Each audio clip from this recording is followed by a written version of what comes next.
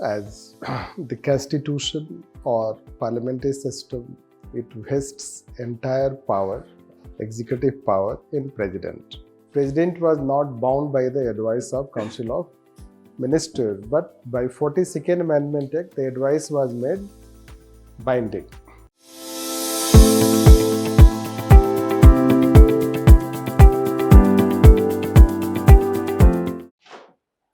So, can we say president is a rubber stamp? No, only stamp.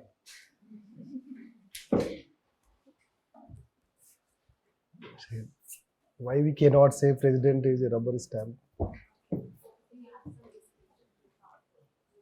He has some discretionary powers. Yes, that you already know, isn't it? You told right yesterday. This is how we have to understand. So we have to understand the exact relationship between president and prime minister, or let's say that the formal head and the real head, which type of relations they have, right? So which we'll try to explain. So let's take on this.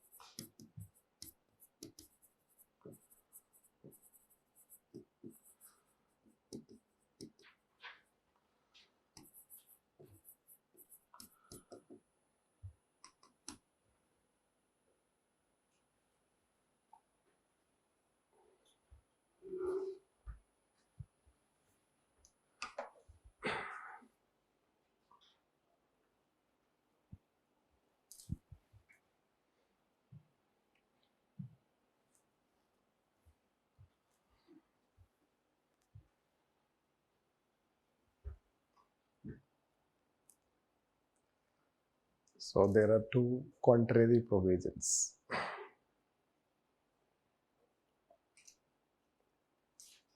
If we read Article 53, it shows that president is all powerful.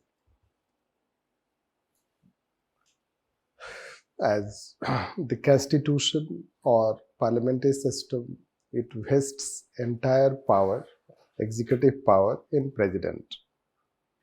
This is how. So all the executive powers shall vest in president.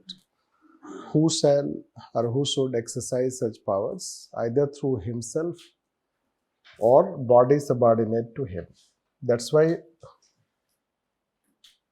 all other functionaries are subordinate to president. This, and he says he can either through himself. It shows that even he can, let's say that he exercise such powers. If you read Article 53, it seems president is all powerful. But if you read other, let's say articles, let's say 74, it says that he shall act as per advice of this, in accordance with the advice of Council of Ministers. This, and then it shows that he appoints PM and Council of Minister. It is the PM who communicates to President about the decisions.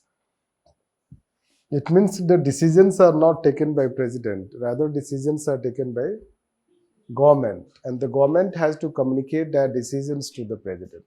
This, if we bring 74, 75, 78, so they show that President does not take decision, rather decision is taken by the government. This, and that way, let's say President is considered as formal head. This, that is what we can explain the relationship. Now it has not happened in one go. You should know that. Till 1976, President was not bound by this advice. Till 1976, there was no any clarity related to this. Means President was not bound by the advice of Council of Ministers. But by 42nd Amendment Act, the advice was made binding. Yes. The 42nd Amendment was introduced. But then there was also 44th Amendment Act. And what 44th Amendment Act says?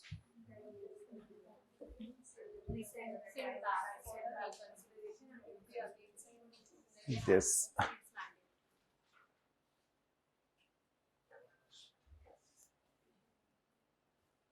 So video problem is not addressed.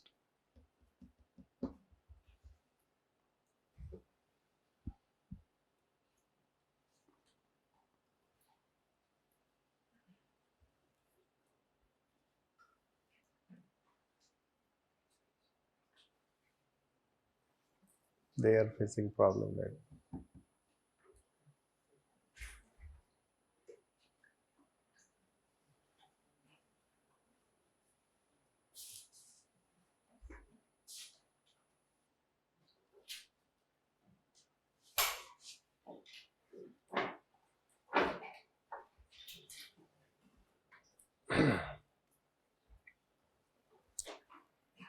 So whether President is always bound, then the questions are that whether President is always bound by the advice of Council of Ministers. Yes. Binding. Then we have to see what are the situations when advice is not binding. This, that way we can consider. So this is what we have to talk. And it is based on, let's say, British Parliamentary Democracy Convention. Right. This, let's say that there is a popular saying in UK, this, that the king can never do wrong. This, the king can never do wrong. So it means the government does wrong. It means those who take decision, they do wrong. So decision is taken by real executive, that's why. So it is, since parliamentary democracy is based on UK convention, and there is a popular saying that the king can do the king can do no wrong. It means the king does not take decision. Decision is taken by government, and this is how the thing we have. So does it mean the president is a formal head Or then what is the relevance of president when president is formal head? Does the office have any, let's say that ki significance, or it is just, let's say that ki an inactive office?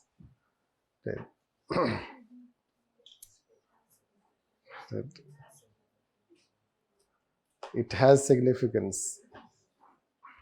Like what significance it has? What president can do? Yes, he represents the state.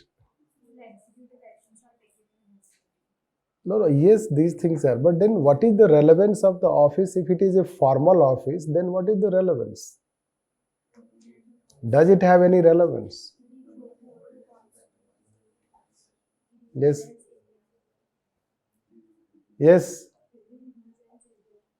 He represents India. नहीं तो क्या क्या है, भूटान को represent करते हैं. What is significance of representing India? Post can never be vacant. No, but then what is the relevance of the post?